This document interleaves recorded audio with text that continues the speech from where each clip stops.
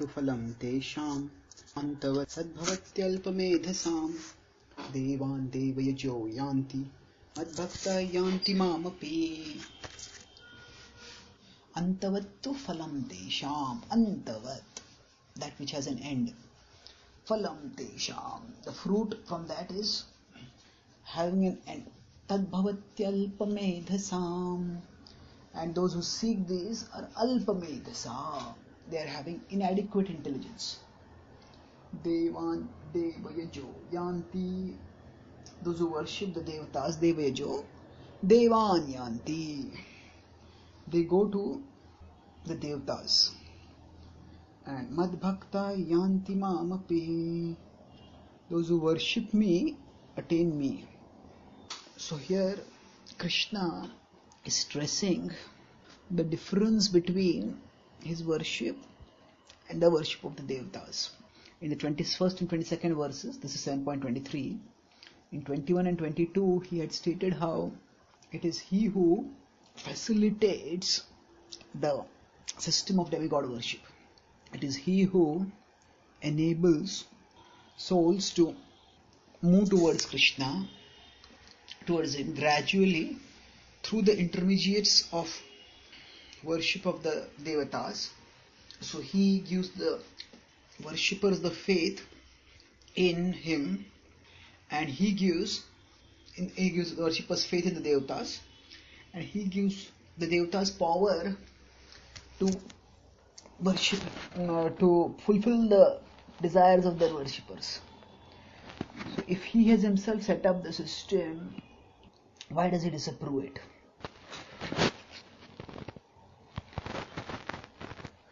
Accommodation is not the same as appreciation, and it is definitely not the same as recommendation, and far be it from instruction. So accommodation means, okay, you want to do it, I'll allow you to do it. Appreciation means, this is good, you're doing it, it's good. Recommendation means, yeah, this is really good, I should do, this is what I recommend that you do. Instruction means, this is what you should do. So the system of demigod worship is an accommodation for those whose desires have been destroyed by, whose knowledge has been destroyed by desires, as Krishna told earlier in 7.20. Kamaistaistairhita jnana.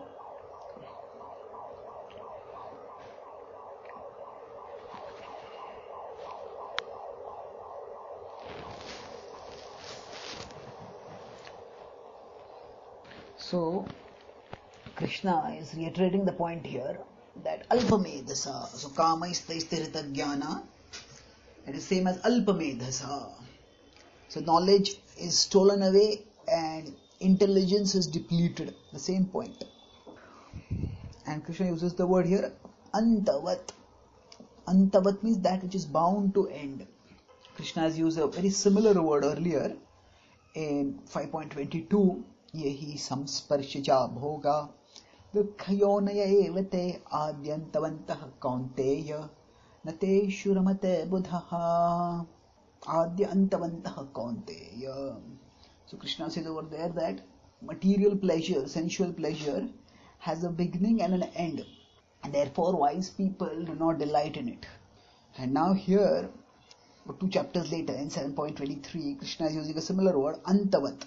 There he has said those who don't delight in these pleasures are buddha, and here he says those who delight in those pleasures are alpamedhasa. So the vital difference which we could say between the two of them is that self-gratification is sought even by adharmic means, and that causes severe karmic consequences and bondage. Here, of course, when they are seeking to fulfill their karma, at that time they are giving up the dharma, they are within the precincts of dharma because they are worshipping the devatas, and in that sense they are not dushkrutinaha, whom Krishna reproached in 7.50. So they are definitely higher than the dushkrutinaha, but still they are selling themselves short by seeking the temporary instead of the eternal.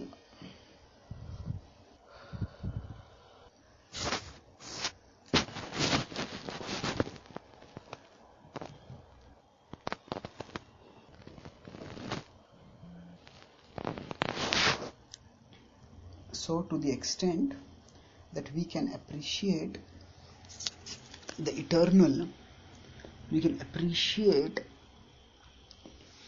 how we are meant to attain the eternal. To that extent, we can avoid being caught by temptations, being deluded by temptations, which attach us to the temporary and trap us in the temporary. Devatas themselves are temporary, their abodes are temporary, their benedictions are temporary, and their worshippers are temporary. Now, of course, the Devatas and their worshippers are eternal souls. So, in that sense, they are not temporary. But if we consider Devata to be a post, then a particular soul's occupation of a particular post is temporary. And the souls moving from that post and next may not be a post. Soul may go down to a lower species, even to the hellish places. That is inevitable. So here Krishna says Alpamedhasa, inadequate intelligence. So there is some intelligence by which they understand that we need to follow some level of dharma. That's why they worship the Devatas. They are following some rules, but they do not have sufficient intelligence. So Alpamedhasa can also be contrasted with Jnanavan. Jnanavan means enriched with knowledge, bereft of knowledge. Kamaistaistirita jnana. Alpamedhasa, those whose knowledge become inadequate. Prabhupada would use the phrase a poor fund of knowledge. So knowledge is like wealth. To the extent the knowledge we have contaminated by the obsession with material things, to that extent see the eternal, perceive or pursue the eternal. Pursue means we can't see, pursue means go after, try to attain. The next chapter, the 8th chapter, Krishna will tell us about how even the abode of Brahma is temporary. In 8.16 he will say that Brahma bhuvana loka punaravartino Arjuna. Even if one goes to the abode of Brahma, from there punaravartino, one has to come back. Mamupeti tu kaunteya punarjanmana vidyate. If you worship me, you will not come back to this world. So that point, that worshipping Krishna will give an eternal result, whereas worshipping others will not give the eternal result. That is implicit in this verse when it says Antavattu phalam tesham. So when Krishna says they will go to the abode of the Devatas and those who worship me will come to my abodes. My abode. People may think, oh, this is fine. We can go wherever we want.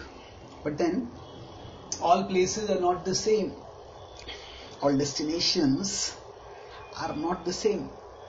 Yes, someone can go to a 5-star hotel, somebody can go to a 3-star hotel, somebody can go to a roadside food vendor, somebody can go to a garbage can to scavenge for some food. We are free to go where we want, but we are not free to choose the nature of where we go. The destinations have their nature, and if we go there, we will have to accept that nature. Krishna states here that if we worship him, we will attain him. That will be an eternal attainment.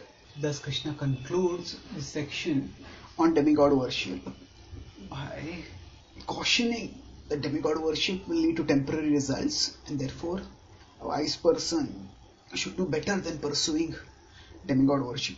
They should instead worship him. So those who worship him are not Alpamedhasa, they are Jnanavan. And the message of the Bhagavad Gita enables all of us to understand Krishna's glory, to surrender to him in pure devotion, or at least with the aspiration of pure devotion, and thus become enlightened, become Jnanavan. And when you become Jnanavan, thus, by surrendering to Bhagavan, we become Bhagyavan, we become supremely Bhagyavan, become supremely